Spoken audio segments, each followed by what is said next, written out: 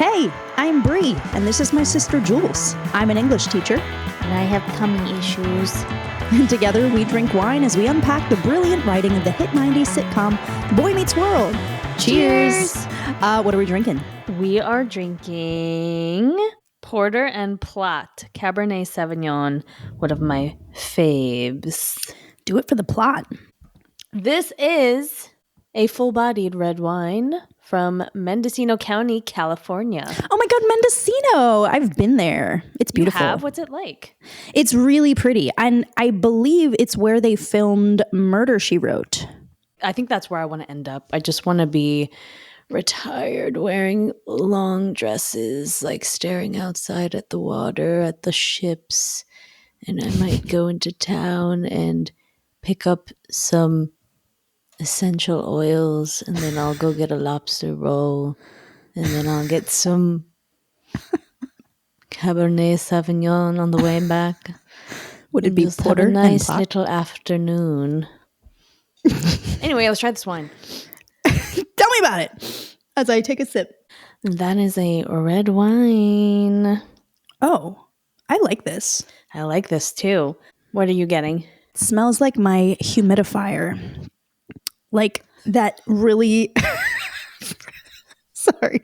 It smells like moisture. If that makes sense. Moisture has a smell, y'all. It does. And it smells like that. It smells like mold. Actually, kind of. But like a very clean... You know that like fresh smell that you get when you like open a new wheel of brie? And you get like a whiff of like cold dampness. Yes. That's what I smell. That's what I taste. I love it. I'm into it. It's very like refreshing and cooling, and like it makes me want to take deep breaths. Yeah. I could easily drink a whole bottle of this. Yeah. The flavor profile is red plum, black cherry, and strawberry.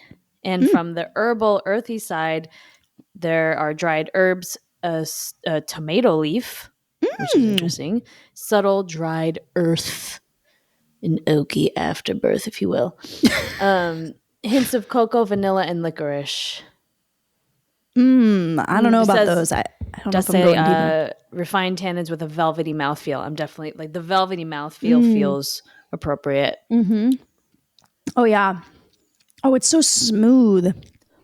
There's no like bite. There's no moment where you're like too much alcohol or spicy or like sour. Like there's no. It's just like smooth. Yeah, like I'm not gonna wake up with a headache. Mm-hmm. Yeah, in fact, I will wake up feeling smarter. Okay, let's get into it. This week, we watched Season 2, Episode 3. Title of the episode, Notorious. Synopsis, Cory learns that it's hard to do the right thing. It aired on October 7th, 1994. Still no Jules. You still don't exist yet. Written by Jeff C. Sherman. He wrote a total of 14 episodes, and he was a writer and a producer. He wrote On the Fence in season 1, which was episode 2, which was the one that I critiqued. I remember I critiqued that one a lot because it made references to Huckleberry Finn, but it didn't do it in like a very good way, in my opinion. And then he also wrote The Fugitive, which was like one of our favorite episodes. And it's relevant to this episode. Oh, yeah, there are a lot of similarities. Yeah, he even mentions it. Shawn mentions that episode. You're so right. Yeah, when he blew up that mailbox, he says that in this episode. Mm-hmm. Directed by David Trainer, as always. Viewers, 16.2 million. We lost about 3 million since the last episode. What were your first impressions? My first impressions were, I was really mad at Shawn this episode. I feel like he was not being a good friend for an episode that was all about protecting your friends. Yeah, I don't know if it was all about protecting your friends, in my opinion. I felt like my first impression is a critique, and it was like, I felt like this episode was a little lost in its message. Like, it kept talking about wanting to be special. The word special comes up like at least 3 times in the episode. And I was like, okay, so they're really trying to make a point here about maybe like the teenage need to be special. But then I felt like there was a lost opportunity to make it more about first impressions, right? Because like Feeny is new to the school, Cory's new to the school, Shawn's new to the school, Turner's new to the school. And like they're all trying to establish their reputation at this school. And like in doing so, they're not acknowledging that like they might be infringing on someone else's chance to make their first impression, right? And like, at what cost do you kind of establish your reputation? Is that, you know, like basically they need to grow up and humanize Feeny and realize that he's a person too who's also trying to establish his reputation. And yeah. So that was interesting to me, and I felt like it was muddied up by like, I just want to be special. And then I always just get like weirded out when there's a lot of like sexualization of women and girls and a lot of like making them into kind of one-dimensional figures. But this show is interesting because it kind of like rides that line for me a little bit where I'm like, I mean, the girls are not stupid and they're definitely interesting and they seem to have like their own stories, but they are a little bit one-dimensional, but not any more so than like Eric kind of can be too. And like, so I'm like, like, I don't know. So the first scene, speaking of all this, the sexualization and the experimentation, we're in like the hallway and Shawn and Cory are heading to kind of a new space in the school. It's not exactly a classroom. It ends up being like the room where the school newspaper is typed up and made. And they're sort of like listening for where Eric is, and all they hear is a girl going, "Oh, yes, Eric, that feels so good. Don't stop." And Cory really creepily, instead of going, which is like what he would have done last season, goes, "Okay, we found my brother," and like starts to kind of open the door with this like smile on his face, like, yeah, we're gonna see what he's doing. And I was like, so much is wrong with this. Yeah, that made me uncomfortable. I had to like just think like, oh, they're probably just trying to make a funny nod to the last episode, because in the last episode he walks in on his brother making out with somebody. So her being like, "Don't stop," was like him being like, "Oh, here we go, about to walk in on my brother again."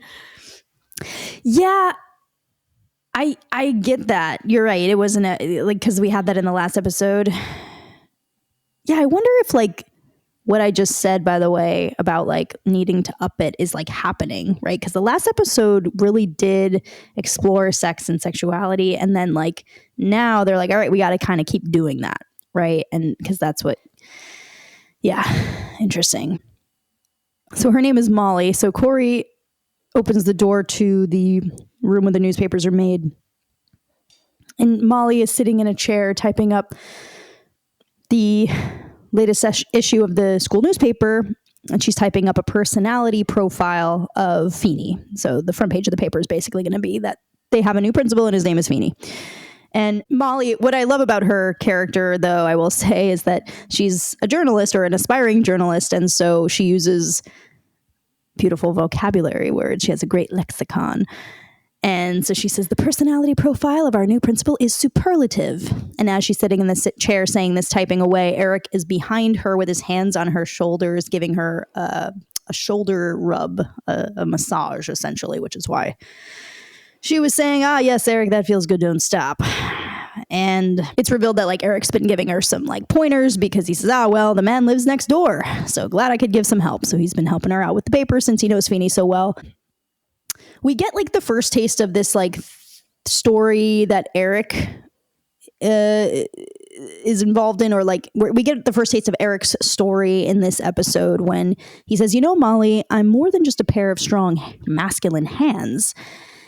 So Eric's journey in this episode is dealing with not erasing his entire personality in order to just like be whatever it needs to be to get a girl's attention or to have her like remain interested in him. Which, does this remind you of what we were talking about last episode? Absolutely. I figured that this episode was more of the same. Yeah. So as Cory is sort of constantly being tested with, who are you? Who are you? Like as we keep seeing Cory reiterate who he is to others and to himself, we see Eric consistently struggle with finding himself. Cory gets bombarded with challenges, but at the end of every episode comes back to himself, comes back to his like solid personality, he's like a boulder in the ocean and the waves keep hitting him and he remains steady and static. And then his brother is the ocean. Like he's just changing up for whoever, like he has no sense of who he is. Yeah. And that's a good foil for Cory.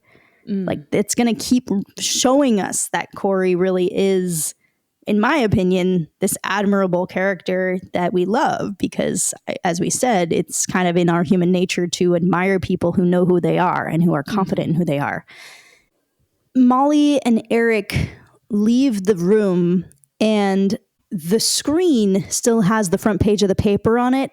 And Cory and Shawn have fun with changing the F in Feeny's name because the headline is like new principal is Feeny. And then they start changing the F to all these different letters of the alphabet and they land on a W. So they change it to new principal is Weenie.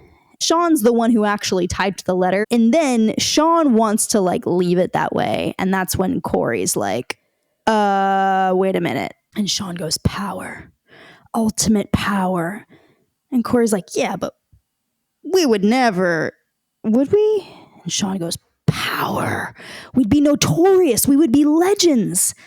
And Cory's like, what do you mean? And Shawn's like, well, what are we now? And Cory's like, we are lowly 7th grade sewer scum who name rats after ourselves to feel important. Because they have rats in cages. That's like a homework assignment for them because they are studying natural selection, which I was like, wow, how many times can they learn about natural selection? I feel like that's all they learn about. And Shawn's like, well, how do you feel about that, about being lowly sewer scum?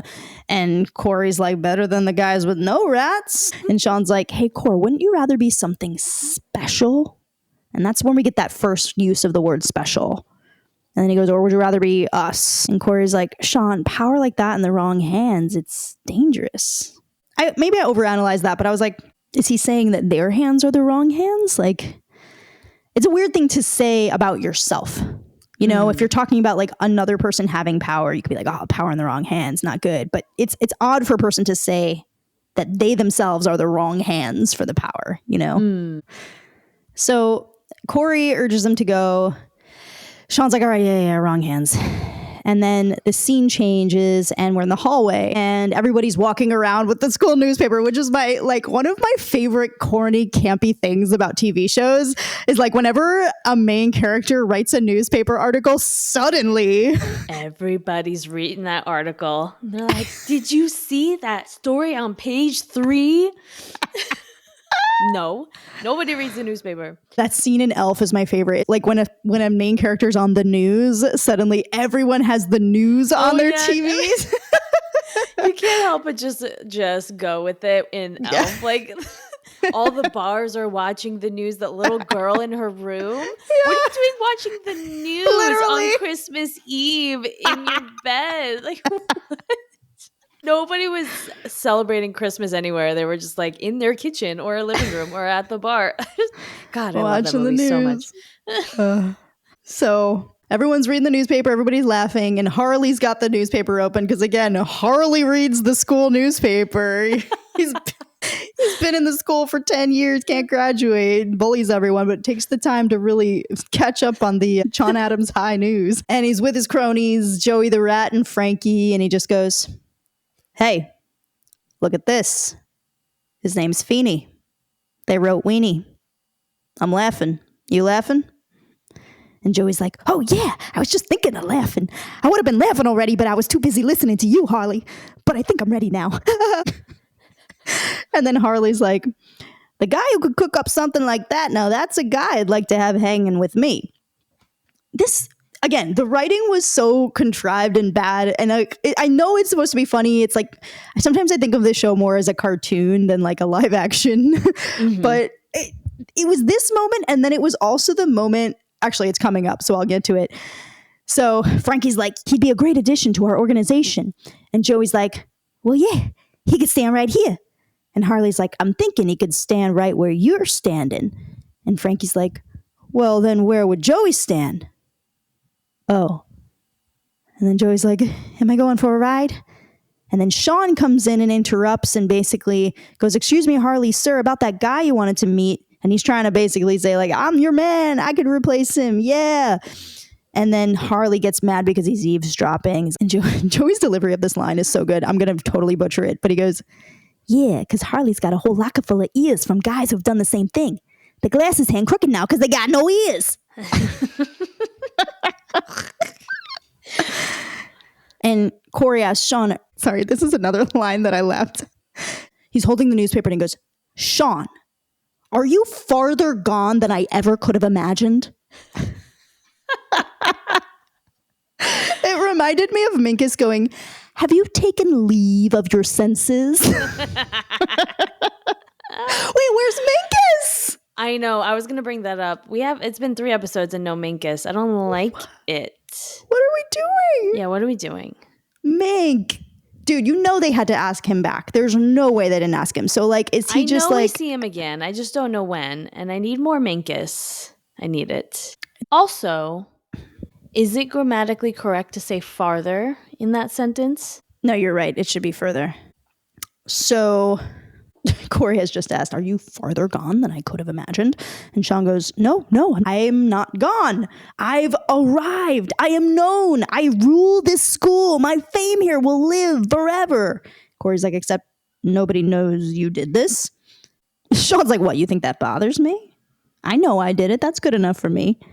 And then this was another line where I was like, the writing, man, like it's so cheesy. And I get that it's maybe supposed to be, but I felt like the actors weren't aware that it was supposed to be cheesy. So it was like a little bit weird. Just some random girl walks by, and in all seriousness, as far as I can tell, we're supposed to take it as seriousness. She goes, I wonder who did this. If it was my boyfriend, I would do anything for him. I literally went... like out loud same. When I you bring up a good point in that, like, it's cheesy, and if the actors played it off as cheesy, it wouldn't have been so uncomfortable. Right? I was like, okay, I guess I'll accept that reality. And Shawn goes, oh, it's killing me. Because you do realize in this one scene, Shawn had 2 situations where if he were to reveal that he did it, he would A, become Harley's crony, which is what he's been trying to do since the beginning of the year, and B, have a girlfriend, which is like also clearly what he's trying to do, even though he was making out with someone in a locker 5 seconds ago. What happened to her? What happened to her? This is what I mean about this show. It's hard to pin it down, but it's like things like that just kind of normalize the women and the girls being props, interchangeable sex objects. Yeah. You know, because I feel like it's super unrealistic for 7th graders to just like make out with lots of people and then you're like, okay, bye. Right. At least in my experience, if you're like kissing somebody, like you're going steady for a little bit. Right? So scene change. We're in the classroom and Turner's talking about the Scarlet Letter. Pew, pew, pew, pew. Did you have to read that in high school? No, not in my class. We talked about it in season 1, but I didn't read a lot of like the classic books that everybody had to read. I read a lot of like lesser known, more contemporary works. So yeah, I never read it, but I definitely know what it's about. And I definitely did a quick Cliff Notes search just so I could prep myself for today. Test. Tell me what it's about. Go. So it's about, the setting is in like 1600s Boston, I think, in Puritan society. The main character is a woman named Hester, I think, and she has a baby outside of her marriage. And spoilers, the baby is by a minister. The husband spends most of the book consumed with this idea of revenge and like wants to figure out who did it and is suspicious of this minister. And all the while, Hester is labeled as an adulterer, right? We are slut shaming her because it's a 1600s Puritan and you have to be pure. And she was impure. So she had to wear Scarlet A on her publicly to show everybody that she was impure. And so she was ridiculed in society for that. Her daughter that she had, her name is Pearl, I think was a little bit more outspoken. And that's it. That's all I have. Good job. That was excellent. Yay. Yeah. What people don't realize about that book is that it was written in like 1850 something, but the writer was trying to write about a time that was like 200 years before.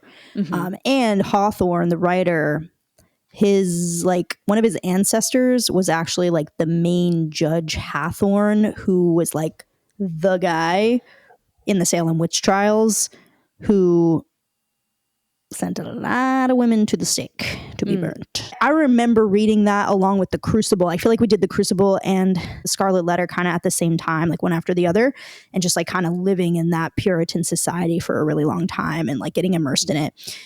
Anyway, great summary of the book.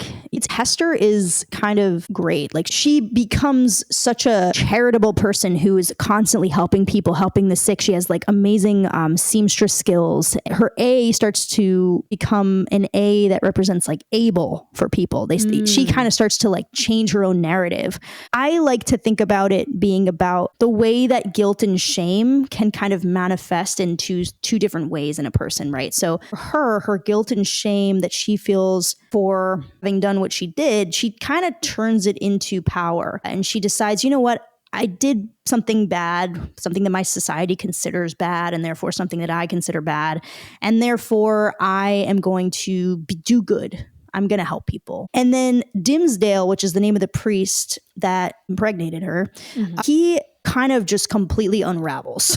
He's constantly preaching about sin, and it's sort of his way of trying to cope with what he did. And he like tiptoes on the edge of confessing, but then he never actually does. He just kind of says to the people, I know what it means to sin. I'm a sinner too. And like, so he's like really good at understanding people and he really connects with them, but then they just love him even more. And they think he's so good because he's like a priest who's admitting that he sins. And they're just like, oh, what a good guy. Relatable. Like, yeah.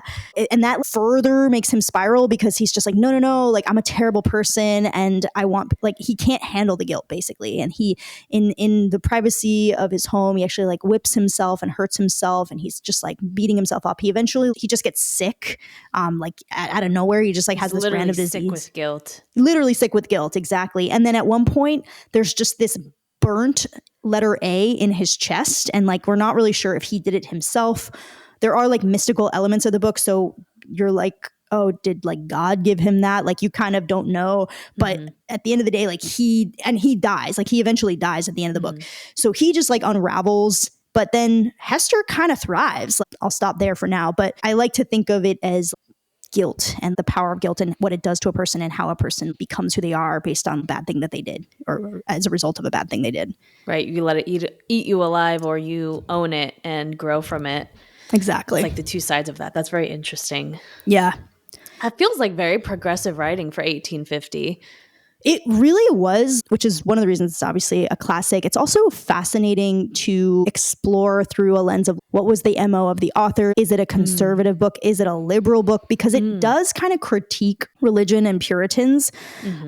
But at the same time, there is kind of a spiritual message about there seems to be like a presence of God in the book. There's like a meteor that flashes across the sky during a meeting between Hester and Dimsdale that relates the letter A. You know, the A being burned into his heart, for example, you could interpret it as like something that God gave him. If you're a very religious person, you could have one perspective on it. If you're an atheist, you could have another perspective on it. So the writing is absolutely unbelievably beautiful. And it's one of those books where I'm like, oh my God, people used to write like this and we don't write like this anymore. We used to be so literate and now we're just like losing it and it's sad. So Turner says, okay, the Scarlet Letter. Hester Prynne has a red letter A on her dress. Now everybody knows what the A stands for, right? Boring. And Turner says, hey, everybody, don't laugh at Matthews, okay? He's never seen an A before. That was a good one. That was a good one. Okay, the buzz is all over the Massachusetts colony that Hester has taken the pure out of Puritan. It's scandal, it's gossip. It could have come right out of today's headlines. Even though it'd be a really boring story if she like had sex with another guy because she thought her husband was dead. Feeny walks in and goes, ahem.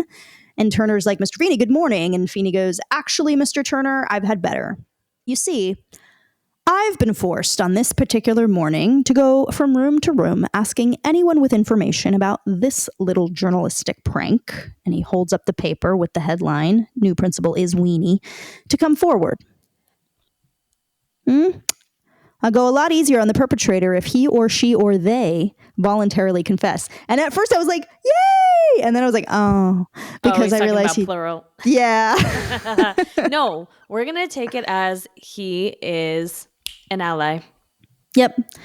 And then he goes, no, very well. I will now return you to your lecture on... And then he looks at the board and he just sees a big letter A on the board and he goes, the letter A. Keep up the good work.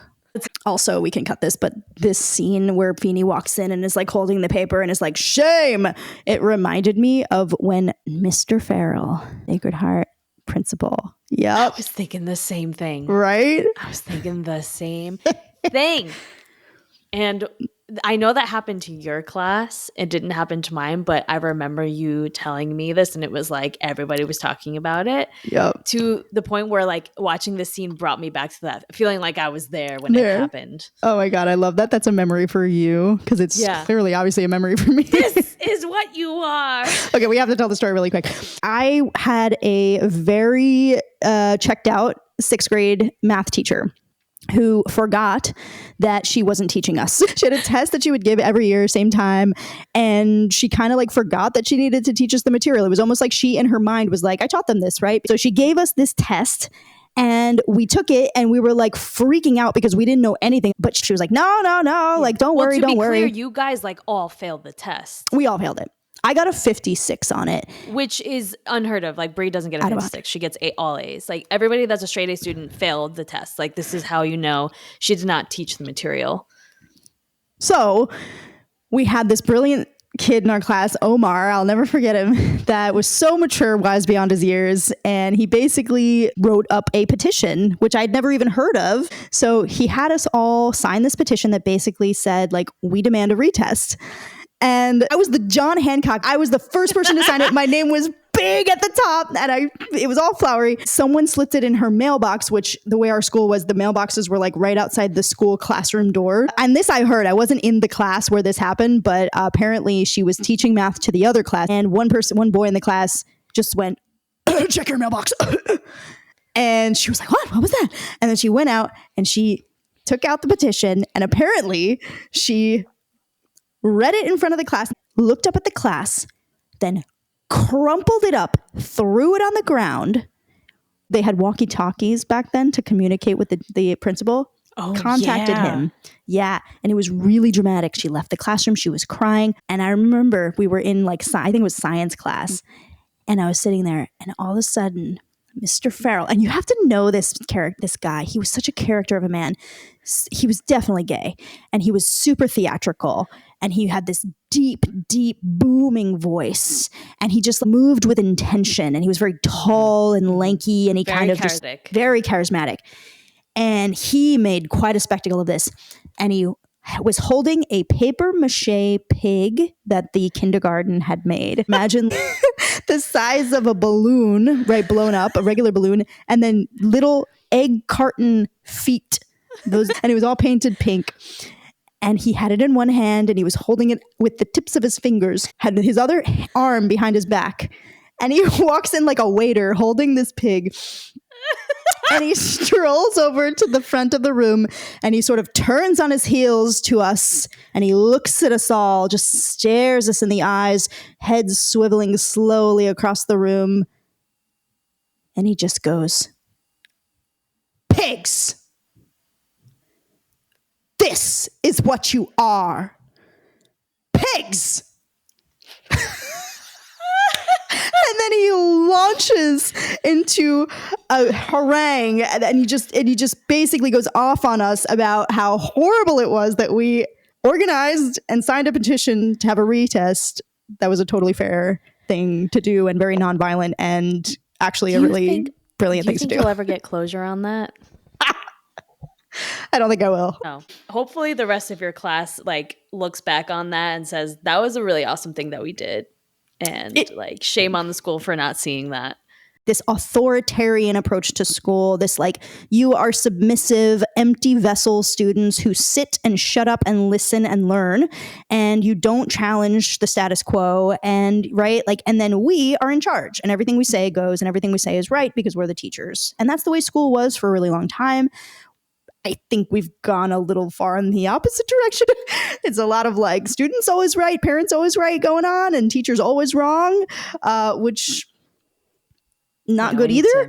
Bump things back into balance. We got to get back in balance, exactly. But Feeny is essentially zero tolerance right now with this headline, right? He's coming in going, I must get to the bottom of who this is. He's not having like a light sense of humor about it, which in my personal opinion, I think would probably be the most effective way to go about this. If he could kind of laugh about it himself, it would actually disarm, in the same way that, you know, we talked about the best way to disarm bullies is to be able to laugh at yourself or to kind of not care, right? So Feeny caring is actually making it laughable. Yeah, I hear that, but I think his response makes sense. I think that's his best strategy given his position. It's different because he's not susceptible to bullies. Like, he's not going to be influenced in that way. He can't brush something like that off, because if he did, people will realize, oh, I can get away with this and do more, and then undermine authority.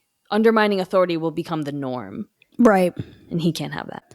I guess I'm just like very much in a school where everyone in a position of quote unquote authority is actually more of a servant in a therapeutic sense to the students. We're here to facilitate your learning, but you're the ones in power, and we're going to kind of encourage you to use that power responsibly. But at the end of the day, like, we want you to feel like this is your school, which is beautiful. So we get a scene change. Dad and Eric are talking in the kitchen. Eric basically says that Molly dumped him because of what happened with the paper.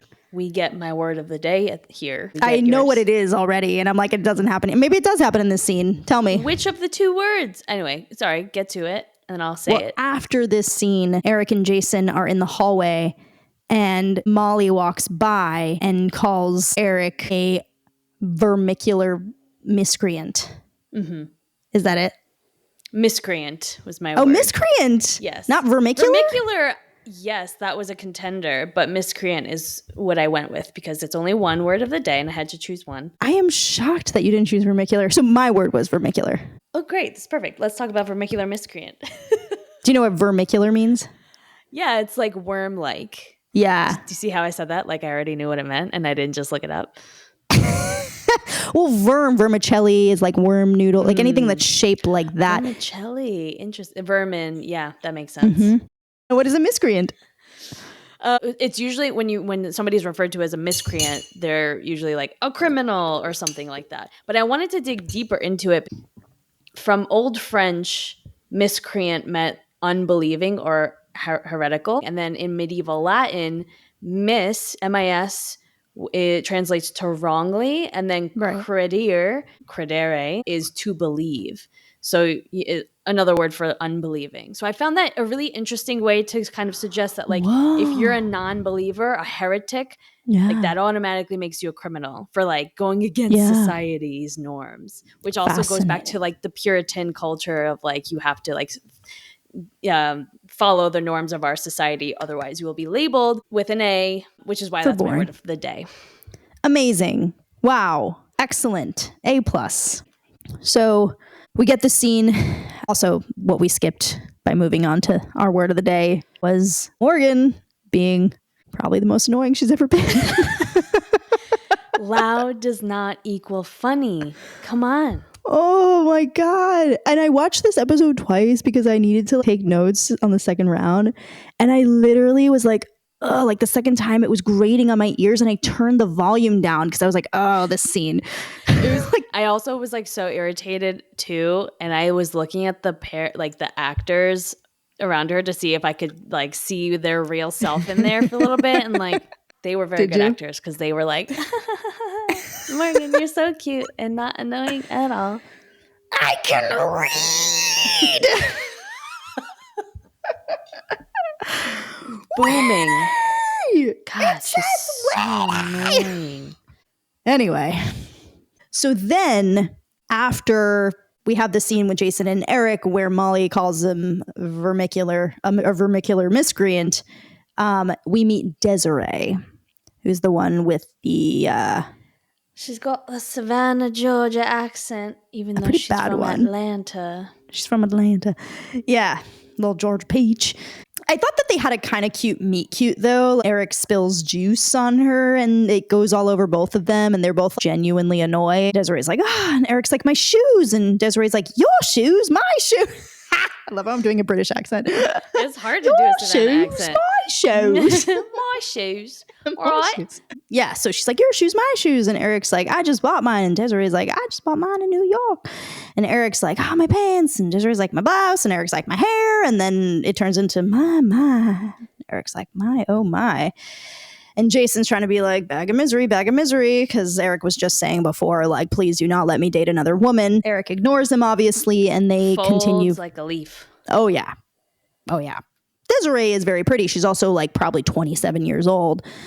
They try to make up for that by saying she's a senior citizen.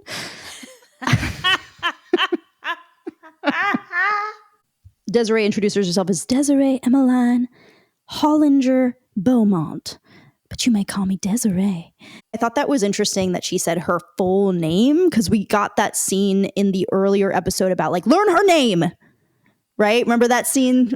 Oh, yeah. Right? So in this one, I was like, all right, we get her whole freaking name. Yeah. And I liked Eric's response, because she goes, Desiree Emmeline Hollinger Beaumont, but you may call me Desiree. And Eric goes, Eric Matthews, but you may call me Desiree. The way he delivered the line was really good. So Shawn and Cory have a scene next where Shawn reveals to Cory that he was disappointed that nobody realized that he was the one who changed the headline to Weenie.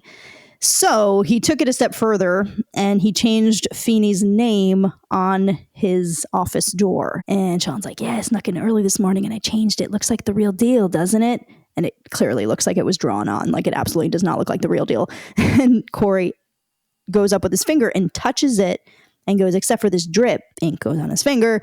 And he's like, Shawn, you're out of control. And Shawn's like, yeah, I am. Tell your friends. And then the janitor comes over and Shawn disappears. And so the janitor points to Cory and goes, there's your man, Mr. Feeny. Cory's freaking out. He's like, Mr. Feeny, I did not paint this W. And Feeny's like, and the headline in the school newspaper? And Cory's like, it wasn't me. And Feeny's like, Mr. Matthews, our own esteemed janitor Bud placed you at the center of this crime. And everyone laughed at that. And I was like, why are you laughing at him saying our own esteemed? Is it because a janitor can't be esteemed? Because it's a funny thing to just say that? That was like crazy to me. I don't know. But then later, Shawn's dad is going to be the janitor, and I feel like they're going to kind of fix that. Yeah. Janitor's like, yeah, I seen him with my good eye. And Feeny's like, all right, that'll be all, Janitor Bud, thanks. And then I love this line that the janitor says. He goes through the crowd, like waving everyone away, going, out of my way, you little puke machines. And the reason that made me laugh was because I just remember that the janitor of the school would enter my sphere of reality when someone would throw up. With the little box of like litter to throw on the wood chips or like the wood shavings. Yes. That look like Bonita flakes. Why were kids always throwing up? They were always throwing up. It was sawdust, wasn't it? I think it was sawdust. Is that what that was? Yeah. To soak it up? I would soak up the puke and then they would sweep it up. So I thought it was so funny that to him, they're all just a bunch of puke machines. You're right. That's really a lot of his job. So Feeny basically says that the janitor saw Cory and someone else that he couldn't get a good glimpse of at the computer. You know, he knows it was him who changed the F, or at least, you know, Cory has to give up who it was if it wasn't him. And Feeny basically says, you have until the end of school tomorrow to give me the perpetrator's name. Otherwise, you will be suspended. So now Cory is in this predicament where he has to give up Shawn. Scene change. We're in the living room. Cory tries to like zoom past his parents. He's like, hey, how you both doing? He's so unnatural with them when he's hiding something. It's so funny. Dad, Mom. So Alan's like, we're doing better than you. And Amy's like, Mr. Feeny called. He told us he's meeting with you in his office tomorrow. He also said to ask you what it's about. And Cory's like, okay, look, I'm in this sort of a situation and I don't exactly know what to do. I've got this friend who's pulled a major scam at school. And I love Amy for this. She goes, Shawn. And Cory goes, not Shawn. And Amy goes, Shawn. And Cory goes, fine, Mom. Think it's Shawn because that just protects the kid it really is. Anyway, this kid did something. And Amy goes, with a newspaper headline. And Cory goes, yeah, it could be. Now, Mr. Feeny, he knows I didn't do it, but he also thinks he knows I know who did it. And Amy goes, Shawn. And Cory goes, not Shawn. And Amy goes, Shawn. And Alan goes, Amy, he says it's not Shawn. I believe him. And Cory goes, obviously it's Shawn. I love him. Yep. Because that would be me. You are so the same. I'm so because I can't. If someone like believes in me and trusts me and thinks I'm like trustworthy and honorable, I will cave immediately. I don't want you thinking I can't be trusted. Yeah. That breaks my heart. Yeah. So this is where we get a very interesting thing that I want to debate you on, or I want to like hear your opinion on. I have thoughts. I know what you're going to I want to hear your thoughts. on.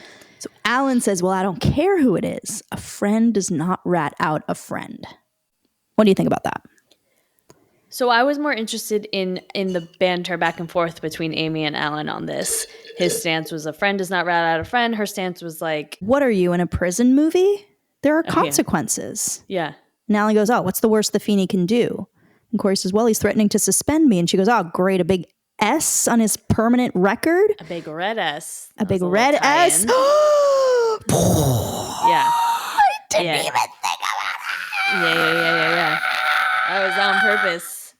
It was unrealistic for the two of them to not take that situation into their own hands, given that he was being threatened with suspension.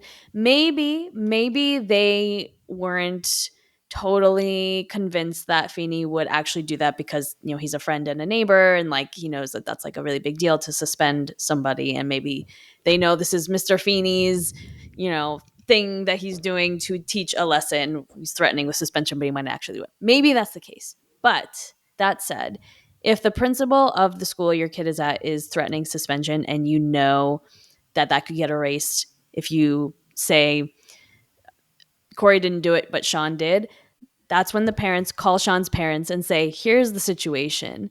Our kid is about to get suspended because he's not going to rat on Shawn.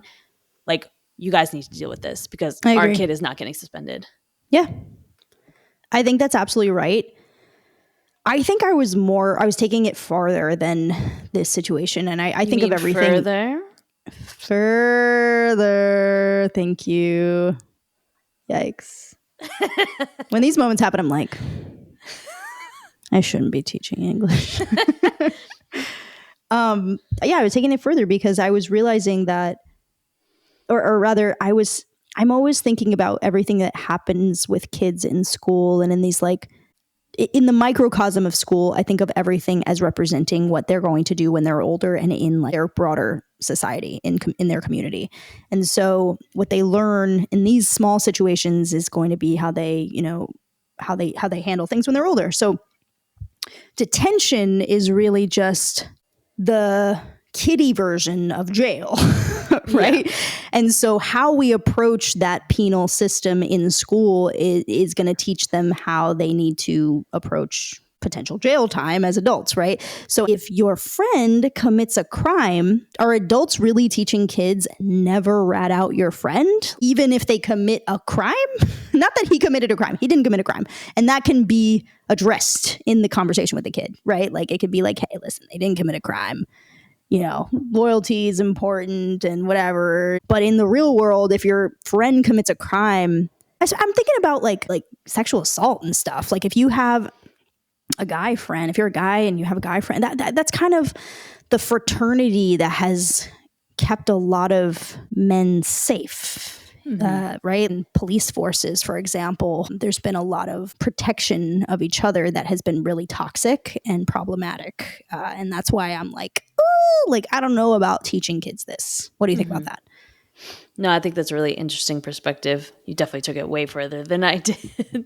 But I do think that's important. Wavering loyalty in any sense is not good. Like blindly supporting somebody is never good. Like you should be calling out Your friends. your friends. And like Cory did, right? Yeah. But I mean, Shawn did it anyway. So there's something to be said about that too. Yeah. It's a little bit tricky because you like love your friend. You don't want them to get in trouble, and you want them, like, you don't want to cause a fight, and you want to like show that you are loyal or trying to be a good friend. But like also being a good friend is calling people out on their mistakes. And so Amy says, what possessed Shawn to do something like this? And Cory says, I don't know. He just wanted to be someone special. So there's the third time we get the word special in the episode, and not some 7th grade nothing. And then Amy says, maybe when you get a little older and a little more mature, you'll realize that stunts and gimmicks are not what make you special. So this is part 1 of the message that then Feeny is going to give part 2 to later in his office when he meets with Cory. So then we get a funny scene where Eric walks in and he just like quickly walks through the living room and he's like, I'm dating a senior. I'm special. I am fabulous. I have a tremendous newfound sense of self-worth. And then he turns to his family and he goes, nothing bad can happen, right? And they all go, no.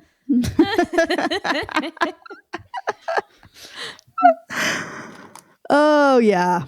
Because Eric has completely sacrificed who he is for a girl. So we get another scene with Harley and Joey. Desiree comes over. So now they kind of leave and Desiree and Eric enter the hallway. And Desiree's like, now after school, you can drive me down to the mall because I have no idea what anything is yet. And while I'm investigating the finest stores, you can take my new kitten that my daddy bought me and have him neuter. I'm so bad at this That was accent. really good.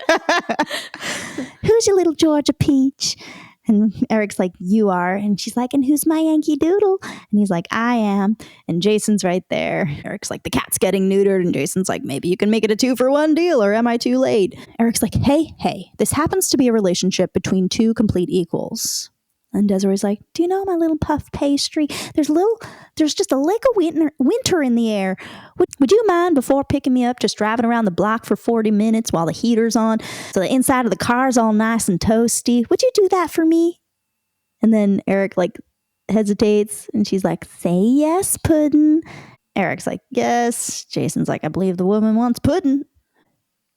Jason and Eric exit. Shawn asks Cory if he wants to shoot some hoops. Cory reminds him that he has a little meeting with Feeny after school where he's basically going to get suspended. And Shawn's like, oh yeah, I totally appreciate you doing this for me. I mean, after I blew up that mailbox last year, to your point, referencing the last episode that this writer wrote, Dad said one more screw up and he'd ship me off to military school. I like that we're remembering that. I'm like, yes, good. He's a person. He has a backstory. Yes. But now, so that's actually important then because now there's stakes. Exactly. If Cory rats on his friend, he's going to no longer be at this school. That's a big deal. It is a big deal.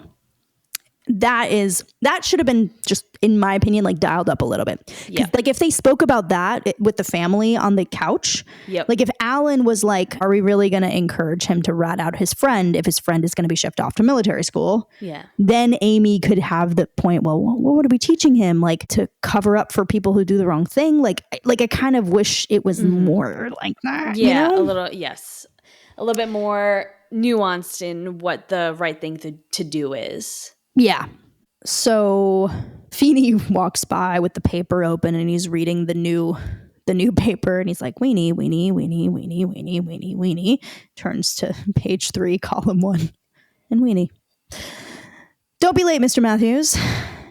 And Turner says, go easy on him, George. They're at a new school. And Feeny says, as am I, Turner. As am I. This was good writing. And with Feeny also going into Turner's classroom earlier and kind of making that comment about him teaching them about the letter A, it gave Turner a motivation to have a one-on-one with Cory. Because Turner is one of those characters that he's so cool that it also would be a little unbelievable for him to like check in and care. Like I feel like he's the guy that's like, I gotta get on my motorcycle and get the hell out of here. So I liked that they gave him motivation and by showing us that Feeny's A, kind of undermining him, so he needs to prove himself a little bit, and B, with this moment, Turner's like, okay, I need to like maybe, I see it. yeah, now I have something to say. So we're in the classroom. Turner's explaining. So in the end, Hester Prynne is faced with a pretty tough decision, huh? Does she rat on the person who's responsible for her predicament, or does she keep his secret and face the scorn of society? No, it's honestly Dimsdale who has to kind of figure out if he wants to tell everyone. And eventually he does, actually. At the end, there's a really dramatic scene where he like finally reveals to everyone that he's the father. And then he dies, literally right? drops dead. Turner goes, pretty relevant stuff, eh, Mr. Matthews? Eh, Hunter? So it was definitely like tweaked and contrived to make it fit their situation. So Shawn's asleep. And when he goes, hey, Hunter, Shawn wakes up when he hears his name and just goes, sir, it stood for adultery, sir. Oh, I just realized that he's doing that because he's dreaming about military school. Exactly. And he's obviously gone back in time to the first class where they were learning about the letter A. And then the bell rings, and then Turner has his one-on-one with Cory, and he asks Cory to hang back. And Cory starts talking to Turner like he's the cool teacher that totally understands, which I think is realistic. Cory's like, he's going so psycho over this, don't you think? And Turner's like, I think when you're at a new school like you and me, first impressions really stick. They decide your reputation. What if tomorrow you raised your hand and I said, what do you want, booger? Cory's like, would you do that? And Turner's like, it'd probably follow you all through high school, maybe all your life. People would call you booger. Cory's like, you didn't hear my question. Would you do that?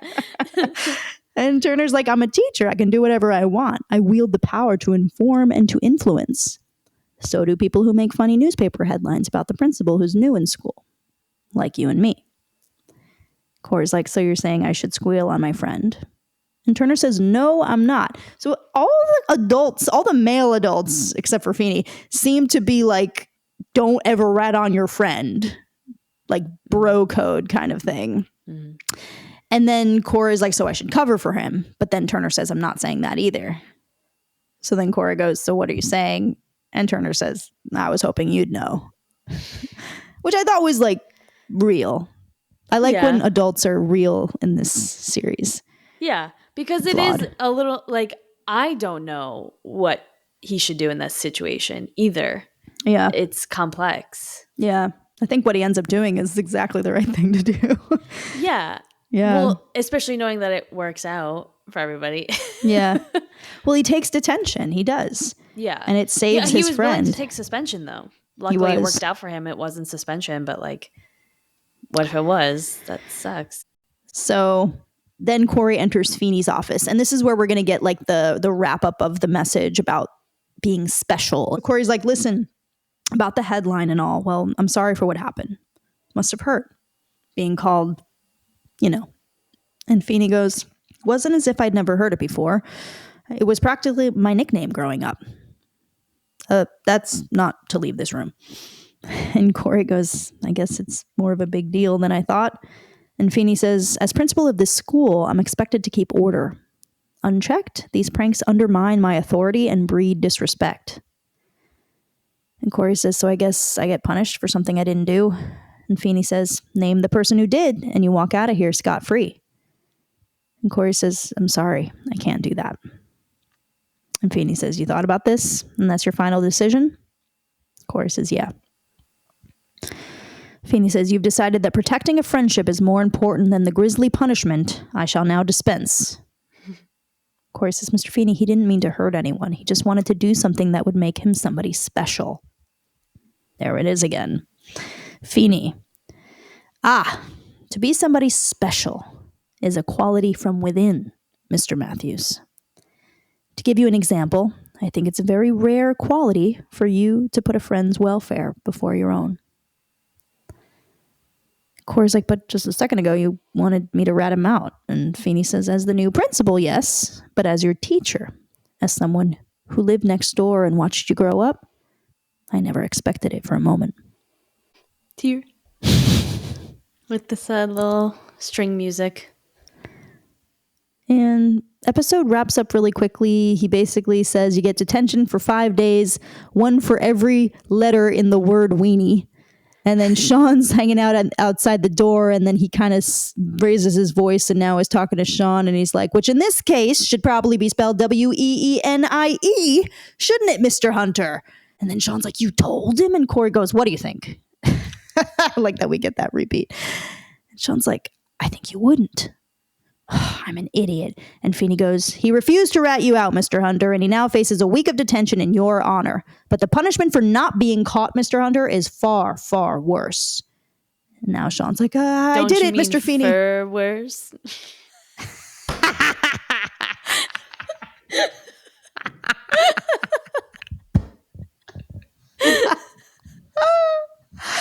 Good one. And Shawn's like, I did it, Mr. Feeny, I confess. And Feeny's like, I will be watching you every moment of your high school career, which in your case could be decades. Shawn's like, but I just confessed. And Feeny's like, too late, Mr. Hunter, you're my new special friend. And the last line of the episode is, why didn't you turn me in? And that concludes the episode. So the message is Amy saying, gimmicks don't make you special, and Feeny wrapping it up with, what makes you special is a quality from within. I kind of knew that Cory was never in any real danger, which kind of speaks to Alan and Amy not taking this as seriously as maybe other parents would. You said, I think in the first episode, that Cory was special and that Feeny sees that Cory's special. Mm-hmm. So the fact that that word is used in this episode explicitly, and Feeny explicitly kind of says that Cory is special because he has a quality within himself that is special, I find that really poetic. Mm. It's just confirming what we've already been saying for this whole season, that Cory is special because he's honest and true and real and authentic and unwavering, you know? Mm-hmm. Mm-hmm. This is at least the second time that Cory has unwaveringly defended his friend Shawn. Yeah. And I'm wondering if the writers are going to kind of set this up to have like a big fight between the two of them, because I can only imagine after a certain point, Cory will be fed up and be like, how are you proving your friendship with me? Because Cory is like unrelentingly loyal and has done so much for him, and I haven't seen the same from Shawn. And if Shawn is as important a character as the writers are making him to be, he needs to step up. And I wonder if the writers are kind of setting us up for that to happen.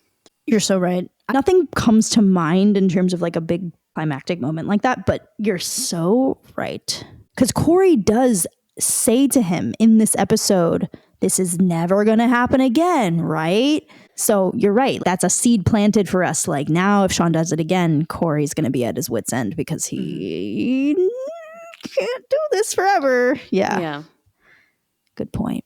It's hard for me to come up with a takeaway that I have for this episode. I guess my takeaway is just that I'm going to definitely stick to my law-abiding instincts and keep holding kids accountable, because I do believe that it's important for them to learn that there are boundaries that we've set in our society, and that school is a place to experiment with what happens when you cross those boundaries. You guys are like literally raising kids to be humans in society. Every day they exist is an opportunity for them to learn how to be a good law-abiding citizen who like has an impact on the world. I agree. If you look at like old videos that teachers used to show students in public school, like those old propaganda films, they were teaching kids how to handle conflicts that would come up in their communities. Mr. Johnson has a fence, and Mr. Roper wants to cut down a tree that's going over his fence, and what should they do about it? And you'd like talk in school about how you would handle that.